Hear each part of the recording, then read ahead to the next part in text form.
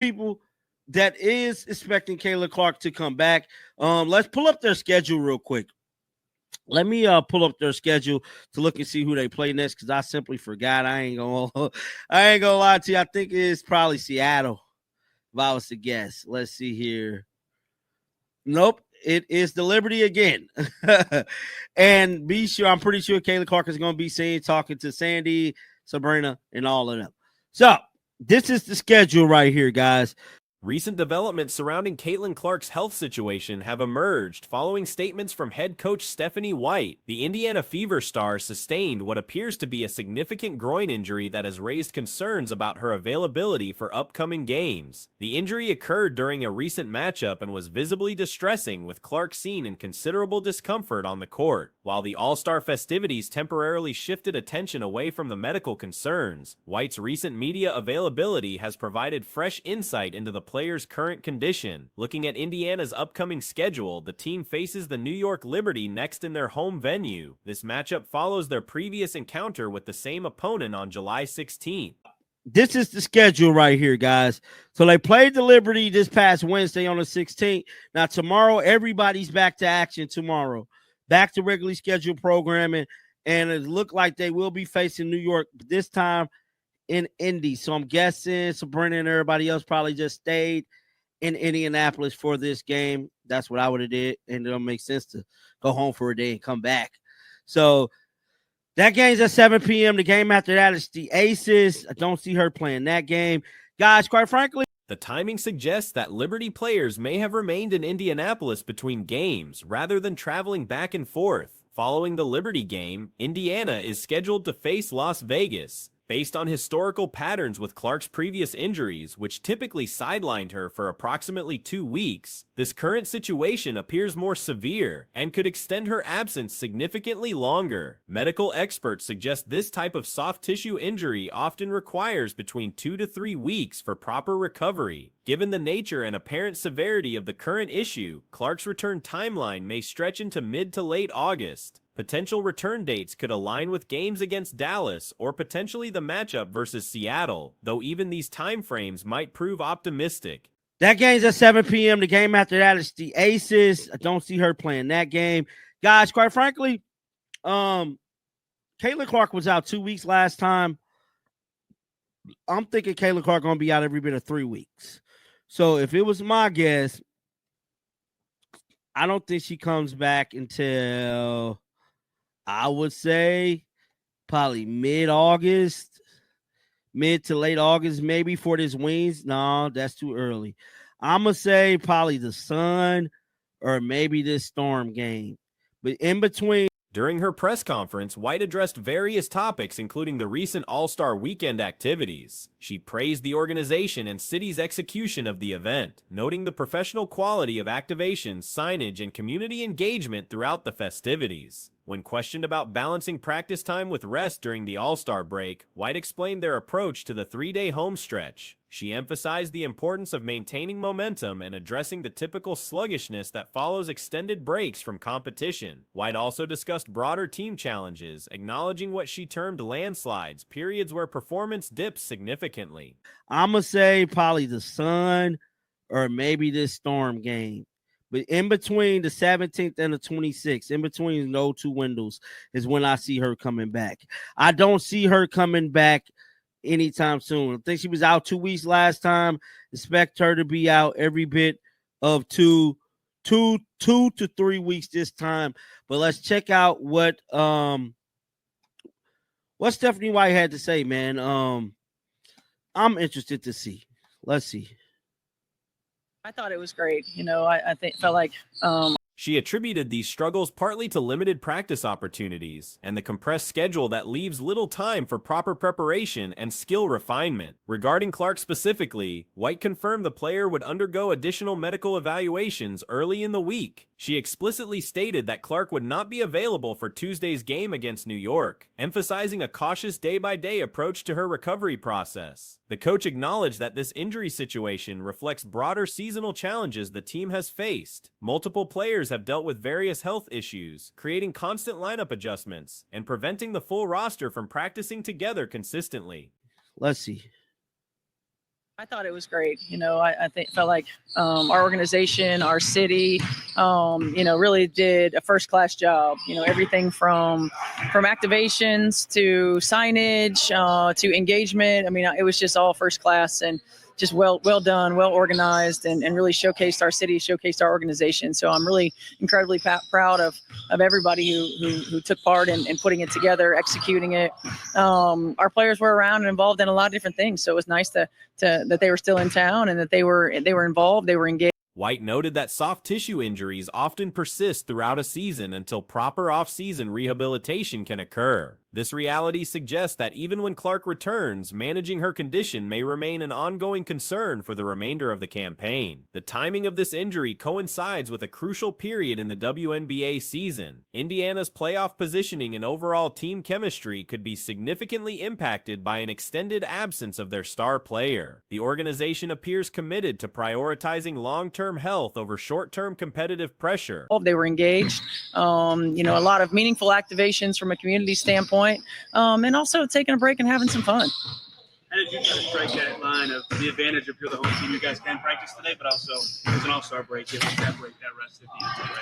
Yeah, I mean, we had 3 days at home, and so for us, we know that we've got to continue to work. We got to continue to stack days, and even though everybody was involved in a lot of different things, typically when you come back from having even a day off, let alone 3 days off, it's a little sluggish. Team medical staff will likely take a conservative approach given the nature of groin injuries and their tendency to recur if not properly healed. The additional testing White mentioned will presumably provide clearer guidance on the exact timeline and treatment protocol moving forward. The situation has generated considerable discussion among fans and analysts about injury management in professional basketball. Some have questioned whether training staff protocols adequately address injury prevention, though such speculation remains unconfirmed. White's comments suggest the team is prepared for an extended period without their primary offensive weapon. Back from having even a day off, let alone 3 days off, it's a little sluggish. So we wanted to work that out, as much as we could early, since we were at home, we wouldn't be traveling,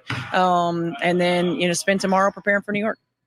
What you just said about the landslide, is that something that you've noticed in frequent games this year? So thematically, what causes them, whether it's a lack of focus, getting away from the game plan? How do you guys avoid that? I think some of it is when we don't have practice time. And so there are a lot of different ways, and landslide may not have been the right word, but there are a lot of different ways. For some people it's visualization, for some people it's watching. This reality will likely force significant strategic adjustments and provide opportunities for other players to expand their roles within the system. The broader implications extend beyond just Indiana's immediate prospects. Clark's absence affects league-wide attendance, television ratings, and overall fan engagement, highlighting her impact on the sport's current popularity surge. As the situation develops, additional medical consultations will determine whether surgical intervention might be necessary or if conservative treatment can address the underlying issues. The team's medical approach will balance competitive desires with long-term career preservation. But there are a lot of different ways. For some people it's visualization, for some people it's watching more film, whether it's of them, of executing. When we have the opportunity to practice, we want to be able to do that. I'm not sure what we ended up being like. I don't know, something like, I know it was 3 and 4 to end before the break, but what it was prior to that, a lot of games in a short period of time, so we don't always have time to get reps, and natural slippage happens, but it can't be in a vast amount of the things that we do. Obviously, none of the All-Stars practice today, but how is Caitlin progressing from that? Looking ahead, Indiana faces the challenge of maintaining playoff positioning while their star player recovers. The coaching staff must adapt game plans and rotations to compensate for the significant offensive production and playmaking ability that Clark typically provides. The injury timeline suggests fans should not expect to see Clark back on court for several weeks at minimum. Even when she does return, there may be ongoing management of her playing time and physical workload to prevent re-aggravation of the injury. This incident has generated widespread discussion across sports media, arriving at a point where numerous commentators and analysts have already weighed in extensively. That was a very powerful moment. We didn't, at least as players, we didn't know that was going to happen. So I think it was kind of like a genuine surprise. But the T-shirt, just United front, was determined this morning that we had a meeting for. And, not to tattletale, but 0 members of Team Clark were very present for that. But no, we were just we had a very That really needed to be mentioned. I'm trying to make a situation light, okay? But yeah. The consensus appears to center on Kelsey Plum's comment being an ill-timed attempt at humor rather than any deliberate antagonism. The remark seems devoid of intentional hostility, appearing instead as comedic timing that misfired spectacularly. Observing Sabrina's immediate reaction reveals visible confusion and surprise at the unexpected statement. The moment in question occurred during a press conference where Plum referenced the morning meeting arrangements. Her commentary about team participation created immediate controversy, particularly her observation regarding attendance patterns among specific team members. I'm trying to make a situation light, okay? But yeah, no, I think it was just all of us getting on the same page for the game. So yeah, she's talking about making a situation light, and she's caused World War. She's restarted World War CC, and I'm like, the fact that the team was called Team Clark has said one thing, where like people are taking this as, oh, she's hating on Caitlin Clark. I don't. I just think it's a joke. But I think just like with the ESPYs joke that was made, I'm like, it's a joke, but the timing of the joke. The reference to Team Clark members and their absence from the organized gathering sparked intense debate across social media platforms. Plum attempted to characterize her statement as lighthearted commentary, acknowledging her effort to inject levity into serious circumstances. However, this approach backfired dramatically, igniting what could be described as renewed hostilities and ongoing debates surrounding player relationships and league dynamics. The fundamental issue appears rooted in unfortunate naming conventions and timing. The designation Team Clark inevitably draws attention to absent members, creating optics that suggest deliberate targeting. It's a joke, but the timing of the joke it causes a bunch of nonsense. Like, it's restarting the whole these players hate Caitlin Clark. Probably because she was Caitlin Clark before there was a Caitlin Clark. And I'm like, at this stage, who cares? They bring her up every chance they get. The team name was Team Clark. None of them showed up. None of them showed up in the meeting. Why did none of them show up in the meeting? Because Nneka Nwumeke was just running around, calling at 10 a.m., calling into people's rooms, being like, we have a meeting now. Critics argue this resembles previous controversial remarks that generated unnecessary drama despite potentially innocent intentions. Context reveals the meeting occurred under spontaneous circumstances, with organizers providing minimal advance notice to participants. The 10 a.m. gathering was arranged hastily, with team leaders conducting room-to-room notifications to ensure attendance. This impromptu nature explains why certain players remained unaware of the proceedings. The meeting's primary objective involved coordinating unified messaging through promotional t-shirt distribution. Like calling into people's rooms, being like, we have a meeting now. Like, they had a spur of the moment meeting that nobody knew about at 10 a.m. Like, it's not something that mattered. The gist of the meeting was that the players were going to wear those t-shirts. The players on Team Clark wore the t-shirts. Caitlin included. Like, what difference does it make? None. Nneka and Brianna is the president and vice president of WNBPA, and they were there. They were Team Collier and gathered their teammates up at the CBA meeting. The players being... Ultimately, all players, including those initially absent, participated in wearing the designated apparel during subsequent events. This outcome demonstrates that the absence held minimal practical significance beyond creating material for controversy. League officials, including player association representatives, attended the gathering to discuss collective bargaining matters. Additional seating arrangements became necessary to accommodate unexpected participant numbers, illustrating the meeting's informal organization rather than deliberate exclusion tactics. The aftermath reveals how seemingly innocent comments can spiral into major controversies within current media landscapes. Collier and gathered their teammates up at the CBA meeting. The players being there wasn't required, hence them having to add about 40 more chairs to the meeting. Like, at the end of the day, this is absolutely nothing. This has nothing to do with Caitlin Clark. I think just the fact that the team was called Team Clark makes it seem like it's a shot at her. And like, if you look at just the way everyone's going at Kelsey Plum, general, like if you just type in Kelsey Plum, everything is about this.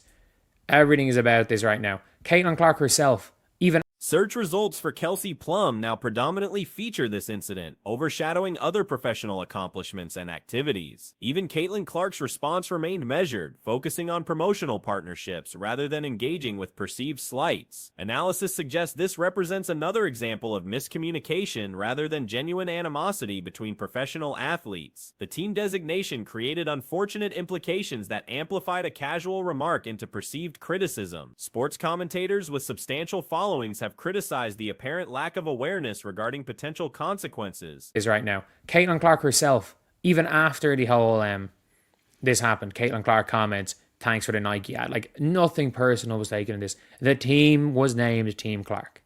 The team was named Team Clark. Like, it is genuinely just a dumb time to say this. It is an incredibly dumb time. Why is she on Shayda Clark? She's actually not. She's not, but it sounds like it is. Like, and then people are like, oh, it just starts this whole dumb conversation. The broader pattern indicates recurring communication challenges within professional women's basketball, where attempts at humor frequently generate unintended negative publicity. Previous incidents involving It just starts this whole dumb conversation again. Being like, oh, it's petty. Like, some people are like, oh, she's not. Everyone does have to be a Caitlin. She literally said Team Caitlin Clark. And that's their team name. It is an incredibly dumb thing. It is an incredibly dumb thing for her to have said in this. Like, the first time I heard it, I thought it was pretty bad. But, like, the more I heard, I'm like, dude, why? Why did she need to say this? Why did she need to say this? What might have passed unnoticed in different contexts becomes headline news due to existing narratives and fan expectations. Video evidence supports claims about the meeting's spontaneous nature, showing participants learning about arrangements with minimal preparation time. This documentation helps clarify actual circumstances versus perceived intentional snubs or organizational failures. The controversy ultimately serves no constructive purpose beyond generating temporary social media engagement and reinforcing existing divisions among fan bases. The incident provides ammunition for critics while creating unnecessary pressure on professional relationships within the league. She need to say this. There was nothing to be gained. There was absolutely nothing to be gained by this. Nothing whatsoever to be gained by her saying this, except to bring hate on 13 players. And let's be real. There are 13, or there are 11 players, 12 if you include Sa. Oh no, there are 13 players on Team Clark. None of them showed up. And you already know it's all going to come down to that one player because of what was said. Professional sports commentary suggests this represents a missed opportunity for positive messaging during a crucial period for women's basketball growth and development. Instead of highlighting unity and collective progress, the focus shifts to manufactured conflicts and personality disputes. The timing proves particularly unfortunate given ongoing efforts to expand league visibility and attract new audiences. Such controversies risk overshadowing athletic achievements and team accomplishments that should receive primary attention. Resolution requires recognizing the statement as poorly timed humor rather than deliberate provocation, allowing focus to return to actual basketball performance and professional development.